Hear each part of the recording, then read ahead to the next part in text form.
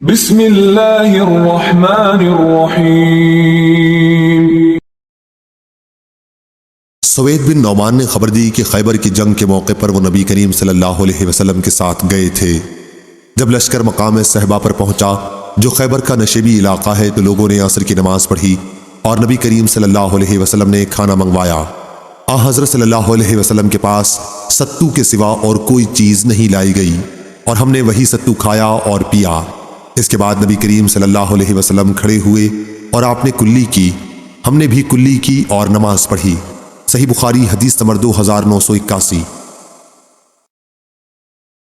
سلمہ رضی اللہ عنہ نے بیان کیا کہ جب لوگوں کے پاس زاد راہ ختم ہونے لگا تو نبی کریم صلی اللہ علیہ وسلم کی خدمت میں لوگ اپنے اونٹ ذبح کرنے کی اجازت لینے حاضر ہوئے۔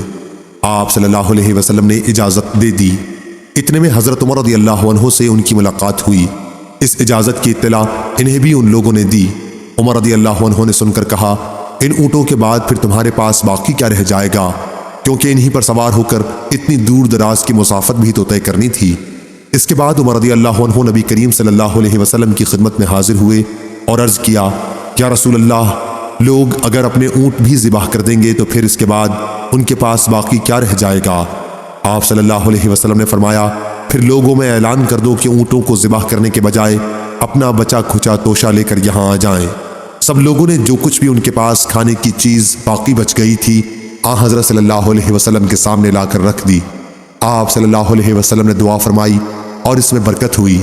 پھر سب کو ان کے برتنوں کے ساتھ آپ نے بلایا، سب نے بھر بھر کر اس میں سے لیا، اور جب سب لوگ فارغ ہو گئے تو رسول اللہ صلی اللہ علیہ وسلم نے فرمایا کہ میں گواہی دیتا ہوں کہ اللہ تعالیٰ کے سوا اور کوئی معبود نہیں اور میں اللہ کا رسول ہوں۔ صحیح بخاری حدیث نمبر 2982۔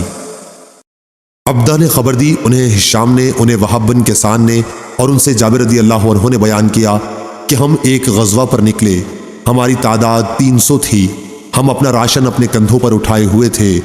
آخر ہمارا توشہ جب تقریباً ختم ہو گیا تو ایک شخص کو روزانہ صرف ایک کھجور کھانے کو ملنے لگی۔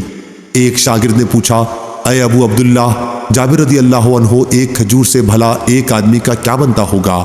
انہوں نے فرمایا کہ اس کی قدر ہمیں اس وقت معلوم ہوئی جب ایک کھجور بھی باقی نہیں رہ گئی تھی۔ اس کے بعد ہم دریا پر آئے تو ایک ایسی مچھلی جسے دریا نے باہر پھینک دیا تھا اور ہم 18 دن تک خوب جی بھر کر اسی کو کھاتے رہے۔ صحیح بخاری حدیث نمبر 2983۔ ابن ابی ملیکہ نے بیان کیا اور ان سے عائشہ رضی اللہ عنہا نے کہ انہوں نے عرض کیا، یا رسول اللہ صلی اللہ علیہ وسلم، آپ کے اصحاب حج اور عمرہ دونوں کر کے واپس جا رہے ہیں اور میں صرف حج کر پائی ہوں۔ اس پر حضرت صلی اللہ علیہ وسلم نے فرمایا کہ پھر جاؤ عمرہ کراؤ۔ عبد الرحمن رضی اللہ عنہ عائشہ رضی اللہ عنہا کے بھائی تمہیں اپنی سواری کے پیچھے بٹھا لیں گے۔ چنانچہ آپ نے عبد الرحمن رضی اللہ عنہ کو حکم دیا کہ تنعیم سے احرام باندھ کر عائشہ رضی اللہ عنہا کو عمرہ کرا لائیں۔ رسول اللہ صلی اللہ علیہ وسلم نے اس عرصے میں مکے کے بالائی علاقے پر ان کا انتظار کیا یہاں تک کہ وہ آ گئیں۔ صحیح بخاری حدیث نمبر 2984۔ عمرو بن دینار نے بیان کیا، ان سے عمرو بن اوس نے اور ان سے عبد الرحمن بن ابی بکر صدیق رضی اللہ عنہ نے بیان کیا کہ مجھے نبی کریم صلی اللہ علیہ وسلم نے حکم دیا تھا کہ اپنی سواری پر اپنے پیچھے حضرت عائشہ رضی اللہ عنہا کو بٹھا کر لے جاؤں اور تنعیم سے احرام باندھ کر عمرہ کرا لاؤں۔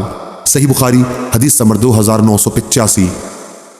ایوب نے بیان کیا، ان سے ابو قلابہ نے اور ان سے انس رضی اللہ عنہ نے بیان کیا کہ میں ابو طلحہ رضی اللہ عنہ کی سواری پر ان کے پیچھے بیٹھا ہوا تھا۔ تمام صحابہ حج اور عمرہ دونوں ہی کے لیے ایک ساتھ لبیک کہہ رہے تھے۔ صحیح بخاری حدیث نمبر 2986۔ نافع نے خبر دی اور انہیں عبداللہ بن عمر رضی اللہ عنہ نے کہ فتح مکہ کے موقع پر رسول کریم صلی اللہ علیہ وسلم مکے کے بالائی علاقے سے اپنی سواری پر تشریف لائے۔ اسامہ رضی اللہ عنہ کو آپ نے اپنی سواری پر پیچھے بٹھا دیا تھا اور آپ کے ساتھ بلال رضی اللہ عنہ بھی تھے اور عثمان بن طلحہ رضی اللہ عنہ بھی جو کعبے کے کلید بردار تھے۔ حضرت صلی اللہ علیہ وسلم نے مسجد الحرام میں اپنی سواری بٹھا دی اور عثمان رضی اللہ عنہ سے کہا کہ بیت اللہ الحرام کی کنجی لائیں انہوں نے کعبے کا دروازہ کھول دیا اور رسول کریم صلی اللہ علیہ وسلم اندر داخل ہو گئے۔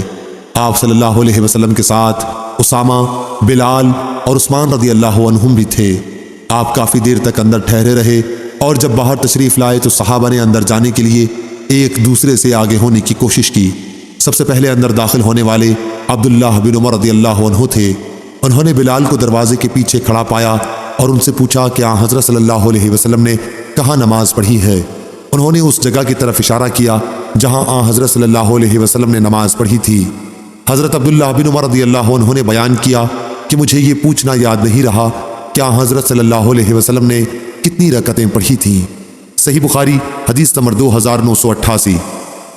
معمر نے خبر دی، انہیں حمام نے اور ان سے ابو ہریرہ رضی اللہ عنہ نے بیان کیا کہ رسول اللہ صلی اللہ علیہ وسلم نے فرمایا، انسان کے ہر ایک جوڑ پر صدقہ لازم ہوتا ہے۔